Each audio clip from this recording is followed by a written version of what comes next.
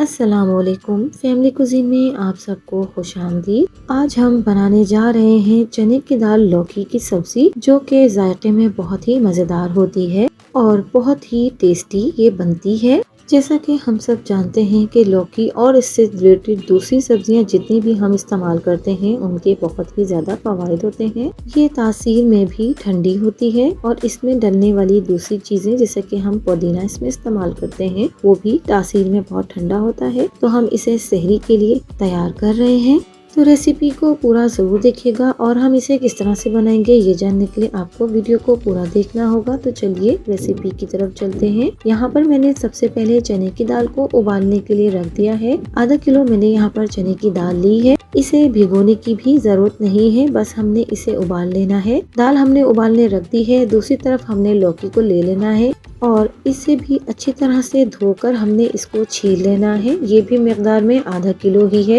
ये बहुत ही लाइट और बहुत ही मज़ेदार सी वेजिटेबल बनकर तैयार होती है। अभी हम इसे चने की दाल की कॉम्बिनेशन के साथ बना रहे हैं, जिससे कि इसका टेस्ट मज़ीद दुबाला हो जाता है और बहुत ही डिफरेंट सा इसका टेस्ट आता है। तो लौकी को हमने अच्छे से छील लिया है। अब हम इसके छोटे छोटे तिरछा सा कटिंग कर लेंगे। बहुत ज़्यादा हमने बारीक और बहुत ज़्यादा मोटे स्लाइसेस हमने इसके नहीं काटने हैं। तो यहाँ पर मैं तमाम लौकी के स्लाइसेस को बारीक काट लूंगी। लौकी को खरीदते वक्त ध्यान रहे कि लौकी बहुत ज़्यादा पकी हुई नहीं होनी चाहिए, इसमें बीज नहीं होने चाहिए। लौकी हमारी कच्ची होगी तभी ये बआसानी गल भी जाएगी और बहुत ही अच्छा सा इसका चने की दाल के साथ टेस्ट भी आ जाएगा। अगर हमारी लौकी बहुत ज़्यादा बड़े साइज की और पकी हुई तो वो गलने में बहुत ज़्यादा वक्त ले लेती है। यहाँ पर मैं एक अदद प्याज ले रही हूँ, उसे भी मैं बारीक बारीक चॉप कर लूंगी। तो जब तक हम यहाँ पर प्याज को बारीक बारीक चॉप कर रहे हैं, अगर आप मेरे चैनल पर नए हैं और अगर आपने मेरे चैनल को सब्सक्राइब नहीं किया है तो मेरे चैनल को सब्सक्राइब कर लीजिए। पास में लगे बेल आइकन को भी जरूर दबा दीजिए, इससे मेरी वीडियोस की नोटिफिकेशन आपको सबसे पहले फ्री में देखने मिलेंगे। तो यहाँ पर हमने प्याज को भी अच्छे से चॉप कर लिया है। अब हम एक कढ़ाई को चूल्हे पर रख लेंगे और हाफ कप कुकिंग ऑयल इसमें डाल देंगे। कुकिंग ऑयल डालने के बाद हमने इसे अच्छी तरह से पहले गरम कर लेना है और जब कुकिंग ऑयल हमारा थोड़ा गरम हो जाएगा तब हमने जो प्याज को काट कर रखा हुआ था वो हम इसमें डाल देंगे। प्याज को हमने अच्छी तरह से ऑयल में फ्राई करना है जब तक कि इसका कलर हल्का सुनहरा नहीं हो जाता, जब तक हमने इसे फ्राई करते रहना है। प्याज को हम बहुत ज्यादा डार्क ब्राउन नहीं करेंगे, हल्का सुनहरा ही बस हमने करना है। तो यहाँ पर हमारी प्याज हल्की सुनहरी हो गई है। अब मैं यहाँ पर 1.5 टीस्पून लहसुन अदरक का पेस्ट इसमें डाल दूंगी और इसे अच्छी तरह से हम ऑयल के साथ फ्राई कर लेंगे। लहसुन अदरक को भी हमने अच्छे से हल्का सा सुनहरा कर लेना है। अब हम इसमें मसाले डालेंगे। 1 टीस्पून नमक, 1 टीस्पून पिसा हुआ धनिया, 1 टीस्पून लाल मिर्च पाउडर और 1 टीस्पून हम इसमें हल्दी पाउडर और 1 टीस्पून हम भुना कुटा जीरा इसमें डालेंगे। यहाँ पर मैं कुछ गरम मसाला, 2 से 3 अदद साबुत लौंग और 2 से 3 अदद साबुत काली मिर्चें मैं इसमें डाल रही हूँ और इन्हें अच्छी तरह से हम मसाले को भून लेंगे। आप चाहें तो इसमें साबुत गरम मसाले की जगह पिसा हुआ गरम मसाला पाउडर डाल सकते हैं। मेरे पास फिलहाल वो अवेलेबल नहीं था तो मैंने इसीलिए इसमें साबुत गरम मसाला डाल दिया है। अब हमारा मसाला यहाँ पर अच्छे से भून चुका है। मैं यहाँ पर 2 अदद टमाटरों का पेस्ट इसमें डाल रही हूँ और इसे भी अच्छी तरह से मसाले के साथ हमने भून लेना है। मसाले को हमने अच्छे से भूनना है और इसका कच्चापन खत्म करना है, क्योंकि हम लौकी डालने के बाद इसमें बिल्कुल भी बहुत ज्यादा भुनाई नहीं करेंगे।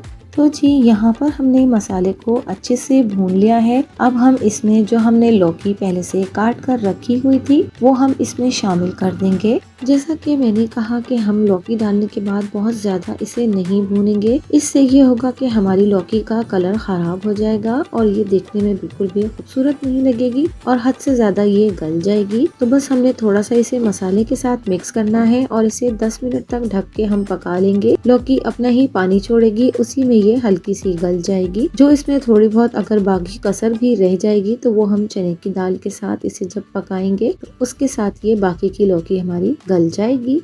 2 से 3 दफा हमने इसे अच्छे से चलाकर मसाले में मिक्स कर लिया है। अब हम दाल की तरफ आ जाते हैं और इसे भी देख लेते हैं कि ये गली है कि नहीं। दाल हमारी बहुत अच्छे से गल चुकी है। मैं आपको यहाँ पर इसे दबाकर चेक करके भी दिखा देती हूँ। आप देख सकते हैं दाल हमारी बहुत अच्छे से गल चुकी है। अब मैं इसे निकाल लेती हूँ और इसका पानी भी फेंक देती हूँ। पूरा पानी हमने इसका नहीं फेंकना है, थोड़ा सा पानी हम इसका इसमें रहने देंगे। जिसमें हमारी लौकी की जो थोड़ी बहुत कसर होगी वो पककर मज़ीद गल जाएगी। एक्स्ट्रा पानी हम इसमें बिल्कुल भी नहीं डालेंगे। तो यहाँ पर मैं देख सकते हैं आप थोड़ा थोड़ा करके तमाम दाल को इसके साथ शामिल कर लूँगी। दाल को डालने के बाद हम थोड़ा थोड़ा हल्के हाथों से इसे मिक्स करेंगे, क्योंकि अभी हमारी लौकी में थोड़ी सी कसर बाकी है तो ये लौकी टूटेगी नहीं। अब मैं इसे मिक्स करने के बाद इसमें हाफ टी स्पून काली मिर्च पाउडर शामिल कर दूंगी।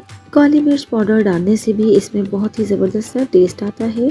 साथ ही मैं यहाँ पर 1 टीस्पून मेथी को हथेली पे रगड़कर इसमें डाल दूंगी। इससे बहुत ही शानदार से खुशबू हमारी चने की दाल लौकी में आ जाएगी। इन दोनों चीज़ों को हमने सबसे आखिर में डालना है और मेथी हम बस 1 टीस्पून ही डालेंगे। इससे ज़्यादा अगर हमने इसमें मेथी डाली तो उससे हमारी चने की दाल लौकी में कड़वाहट आ जाएगी। तो इन दोनों चीज़ों को डालने के बाद हमने अच्छे से मिक्स कर लेना है। इसके बाद हमने थोड़ा सा पुदीना लेकर उसे अच्छे से चॉप कर लिया है, वो हम इसमें डाल देंगे। पुदीना के डलते ही इसका फ्लेवर एकदम से चेंज हो जाता है, बहुत ही जबरदस्त सी इसकी खुशबू हो जाती है और ये पुदीने की तासीर भी ठंडी होती है और प्यास भी नहीं लगने देता है पुदीना। तो इसीलिए हम इसे सहरी में इस्तेमाल कर सकते हैं और इसमें पुदीना डालकर इसकी तासीर को भी हम ठंडा कर सकते हैं। और जैसा कि हम सब मुसलमान जानते हैं कि हमारे प्यारे नबी सल्लल्लाहु अलैहि वसल्लम को भी लौकी खाना बहुत पसंद था और ये सुन्नत नबी भी है। 2 से 3 मिनट तक हमने पुदीना डालने के बाद इसे दम दिया है और अब ये हमारा मज़ेदार सा चने की दाल लौकी तैयार हो गया है। मैं 1 से 2 दफ़ा इसमें हल्के से स्पून को चला लूँगी।